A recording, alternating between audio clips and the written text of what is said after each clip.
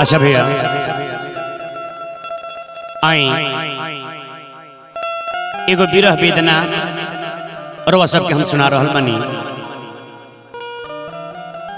5 बरिस पति देव बहरे बानी आ मलकिनी 5 बरिस से तरसत तारी कि विदेश गईनी कमाए खातिर, प्रदेश गईनी कमाए खातिर आ हमरा के ए घर में अकेले तड़पे खातिर अब छोड़ देनी। कौना भाव में कहत तारी,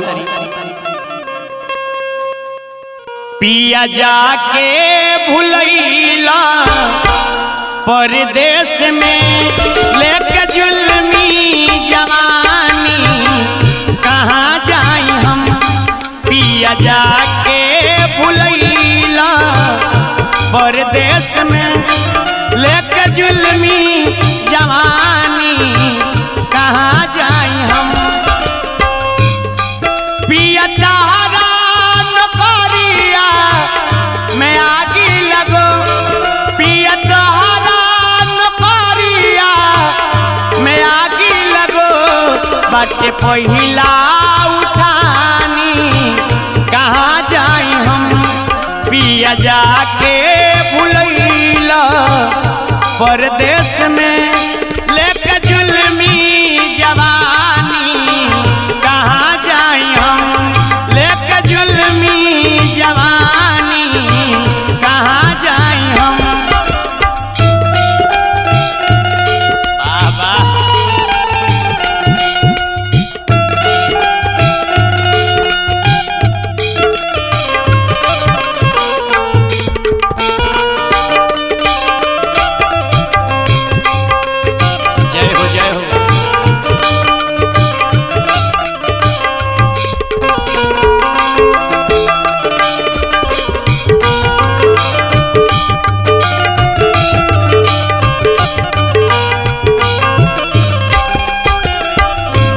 बाबा तरीके सुनी, शादी करके ले आईनी आ 6 महीना लगे ना रहनी, जल्दी रवा बाहर चल गईनी।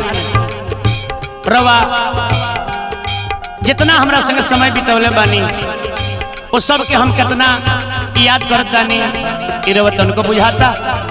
कहतारी ढेर दिन सहाइल कठिन हो गई,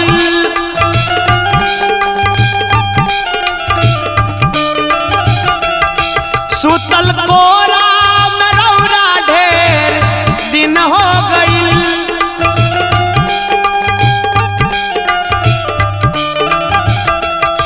ढेर दिन सहाइल कठिन हो गई, सुतल कोरा में रौरा ढेर दिन हो गई, रोहित काचे उमिरिया तो सही लेती हम, रोहित काचे उमिरिया तो सही लेती हम, भरल नेबुआ के पानी, कहाँ जाई हम पिया जाके भुलैला परदेश में लेके जुल्मी जवानी, कहाँ जाई हम।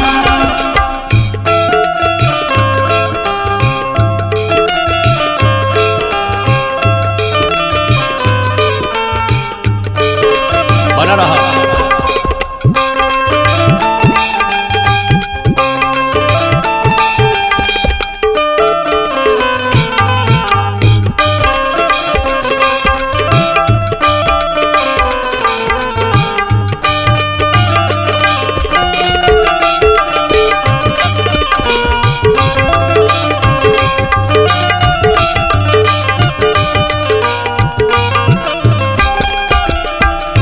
तरीके सुनी, रौरा याद में हम डनलप के गदा पर सुतत नहीं तो वो रेंगने के कांट जस गरता। अब ई घर ई परिवार हमरा के काटे धावता। कहतारी अब तया पति अकेला रहल हो गई,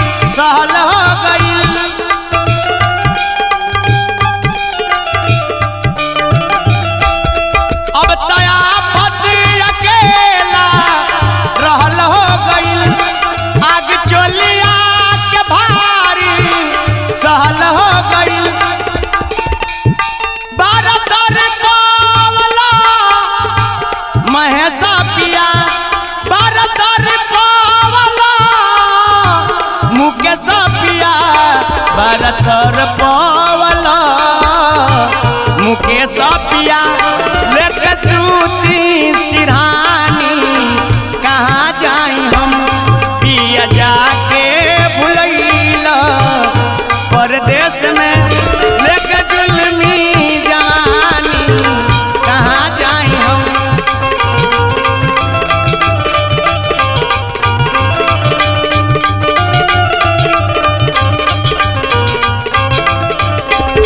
पिया तहरान परिया में आगी लगो पिया तहरान परिया में आगी लगो बट पहिला उठानी कहाँ जाई हम पिया जाके भुलैला परदेश में लेके जुल्मी जवानी कहाँ जाई हम।